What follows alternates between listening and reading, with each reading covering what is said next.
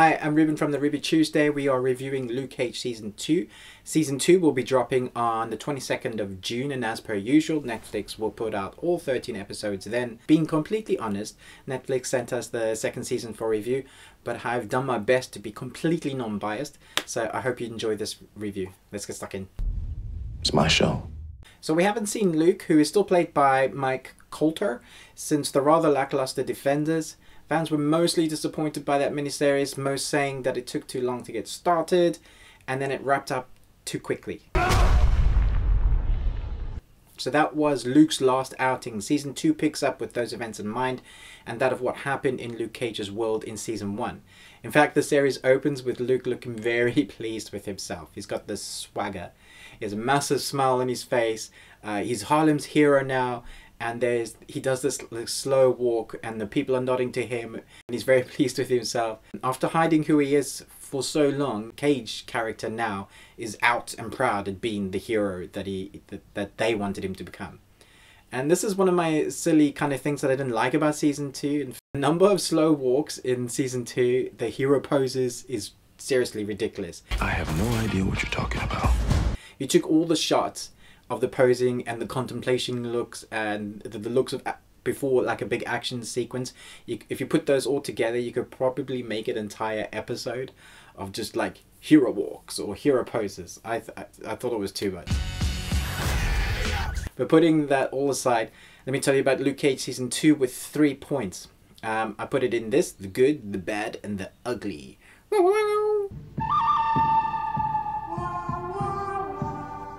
This season has many themes running through it, but it's ultimately a story between what is a hero and what is a villain. Luke is constantly trying to walk that thin line between good and evil. From Season 1, Shades and Mirio are back causing havoc on Harlem, like you knew they would. Harlem doesn't need a hero, it needs a queen. And there's a new big bad in the form of a Jamaican man named John Bushmaster McIver, played by Mustafa Shakir.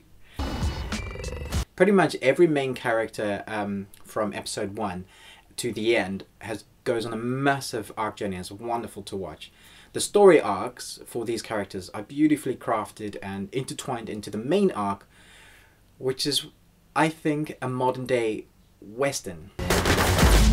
Season 1 had me worried because of Luke's abilities. It'd be a very boring show if your protagonist didn't get hurt. You couldn't identify with him then. He'd just be like immortal and you wouldn't be emotionally invested. But when the Judas Bullet came into Season 1, there was real heightened jeopardy for him, and that's when I think you really started to care about the character. In Season 2, the jeopardy is heightened from the get-go. As you'll probably see from the trailers, Bushmaster can knock Luke Cage out with not much effort. So imagine what he can do when he puts a lot of effort into it. So now, this Season 2 has 2 godlike men because of their strength. It's a theme that runs through the entire second season, and it's very Western-like. In fact, there are sequences, there's one beautiful shot that is like a showdown. One of the issues I want to address, though, is the length of the episodes in Season 2. The first 6 episodes are mostly character development, which is great. I love character development. I'd be like, either you bend the knee or you lay down, bitch. And if they didn't, Dracarys! And there are a lot of dialogue scenes, which in turn gives the actors space to really show off their craft, their skills.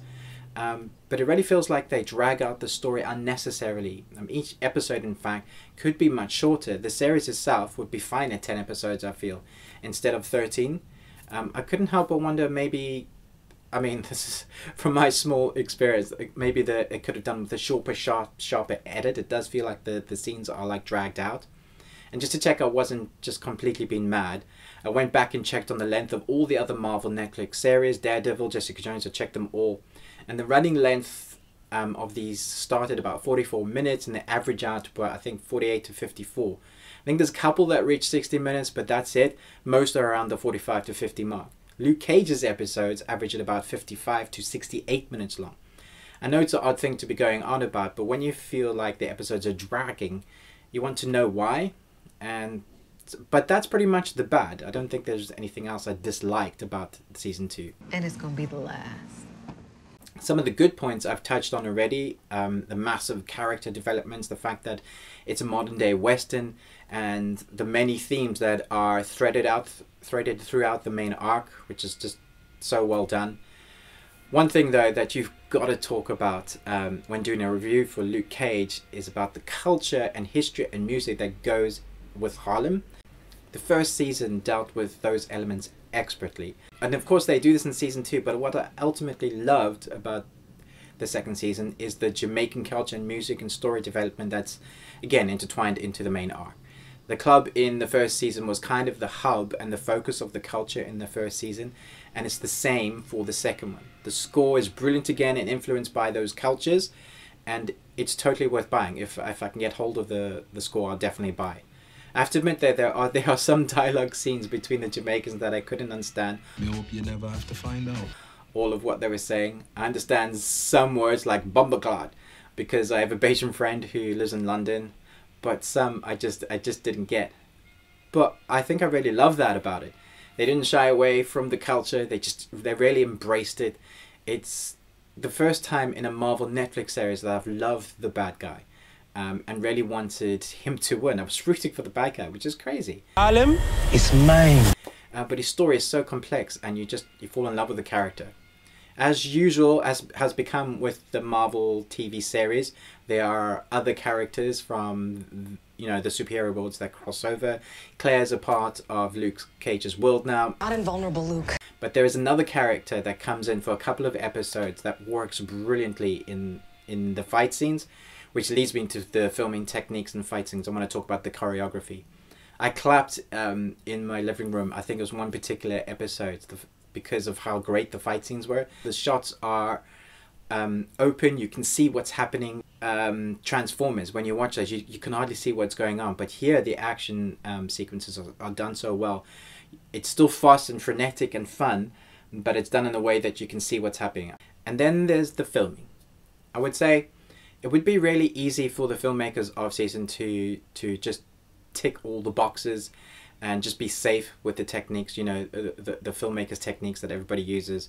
And I would say that is probably 80% of season 2 is like ticking the safe boxes, but 20% the real treat. Every now and again your eye will catch something that you're just not quite used to seeing. There's a couple of steady cam shots that are just unusual, that blew me away. And they're not even in their action sequences. There's one that just follows somebody from one office to another office and back and follows the next person. And the flow of it is just beautiful. I was so happy that they're trying to push the box a bit. But finishing off the good and bad and ugly. The ugly was minimal, as I said, about the episode's length. And that's just my opinion anyway. I don't look down before I flush. I really love season 2. I think it's not without its flaws, but the character journeys and the mix of the culture and the music and the beautiful filming techniques, amazing monologue sequences, breathtaking fight scenes, the unpredictable story arc that I couldn't see the ending coming, I couldn't guess it, I think make this a must watch in bite-sized pieces. This is the first Marvel Netflix collaboration where I didn't feel like I had to binge watch all 13 episodes. I watched them in like a couple of episodes in small chunks. Really enjoyed it, but I didn't feel like I had to go and watch all 13 like I had done with the other couple of series. I don't think that says anything negative about it. It just means that you kind of want to pace yourself. There's a lot to digest in the monologue and the story. They've really gone deep with the characters, and when the action comes, it's like a release and a relief for what's been happening, what's been driving behind the story. I hope you enjoyed this review. I really hope you enjoy season 2. I prefer it to season 1. Season 1 isn't my favorite of the Marvel Netflix series, although that's not a bad thing. The bar is set really high for some of them. I know a lot of people didn't enjoy Iron Fist. I thought it was alright. But this, I thought, particularly the monologue scenes and the acting intertwined with the actions, it just feels polished. It feels really well done. Let me know what you think. I love chatting to you guys in the comments. Maybe you hate it and I'm wrong. But I think it's really worth your time. Bye. Well. Get it together, Ruben.